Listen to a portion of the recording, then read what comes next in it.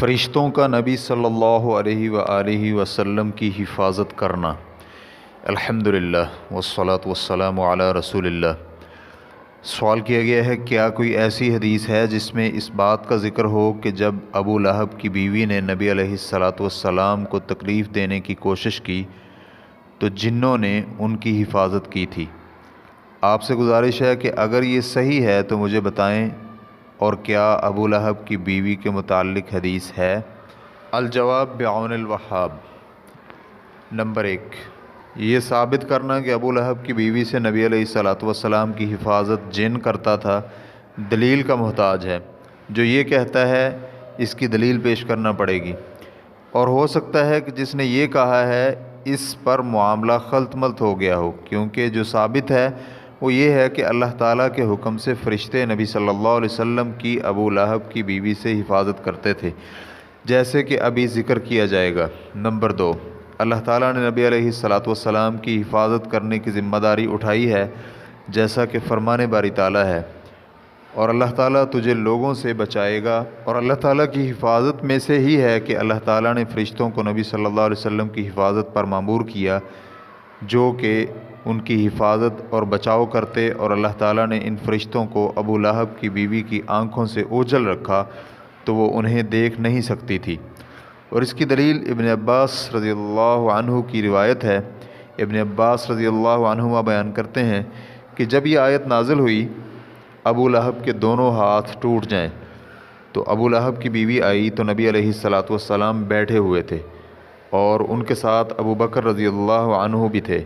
تو ابو بکر رضی اللہ عنہ نے نبی علیہ السلام کو کہا، اے اللہ کے رسول، اگر آپ تھوڑا سا سائڈ پر ہو جائیں تاکہ آپ کو یہ تکلیف نہ دے سکے، تو رسول اللہ صلی اللہ علیہ وآلہ وسلم نے فرمایا، بات یہ ہے کہ میرے اور اس کے درمیان پردہ حائل کر دیا جائے گا۔ تو وہ آئی اور آ کر ابو بکر رضی اللہ عنہ کے پاس کھڑی ہو کر کہنے لگی، اے ابو بکر، تیرے دوست نے ہماری ہجو کی ہے۔ تو ابو بکر رضی اللہ عنہ کہنے لگے، نہیں، اس گھر کے رب کی قسم، نہ تو وہ شعر کہتے ہیں اور نہ ہی وہ شعر بولتے ہیں۔ تو وہ کہنے لگی، بے شک تیری بات تو ٹھیک اور سچ ہے۔ تو جب وہ چلی گئی تو ابو بکر رضی اللہ عنہ کہنے لگے، آپ کو اس نے نہیں دیکھا؟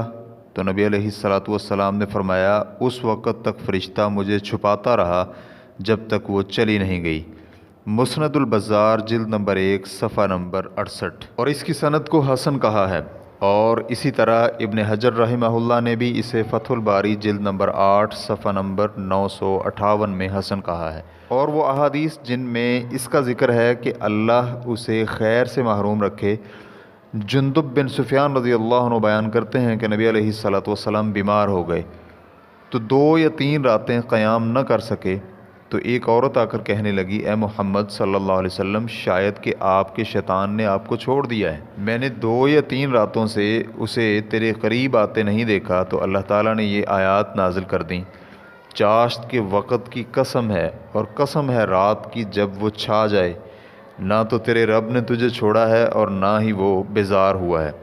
صحیح بخاری حدیث نمبر 4667، صحیح مسلم حدیث نمبر 1797۔ حافظ ابن حجر رحمہ اللہ کہتے ہیں، اس کا یہ قول کہ ایک عورت آئی، یہ جمیل بنت حرب جو کہ ابو لہب کی بیوی ہے، اور اس کا بیان کتاب قیام اللیل میں گزر چکا ہے، فتح الباری جلد نمبر 8 صفحہ نمبر 921۔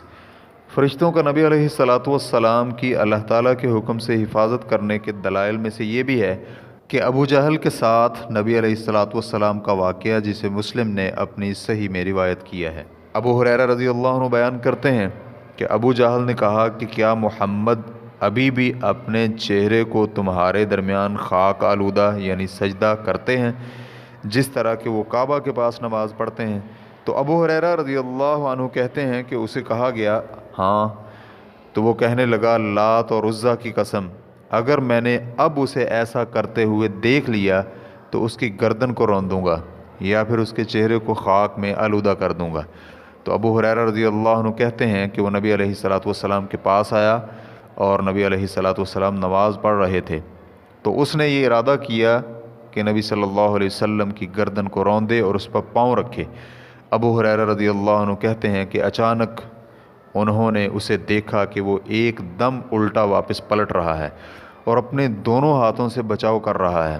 ابو ہریرہ رضی اللہ عنہ کہتے ہیں کہ اسے کہا گیا تجھے کیا ہوا؟ تو وہ کہنے لگا کہ میرے اور اس کے درمیان ایک آگ سے بھری ہوئی خندق اور ہولناکی اور پر تھے۔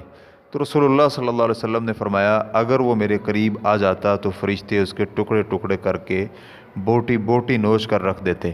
ابو ہریرہ رضی اللہ عنہ کہتے ہیں کہ اللہ تعالیٰ نے یہ آیات نازل کر دیں، سچ مچ انسان تو آپے سے باہر ہو جاتا ہے اس لیے کہ وہ اپنے آپ کو بے نیاز سمجھتا ہے، یقیناً لوٹنا تو تیرے رب ہی کی طرف ہے۔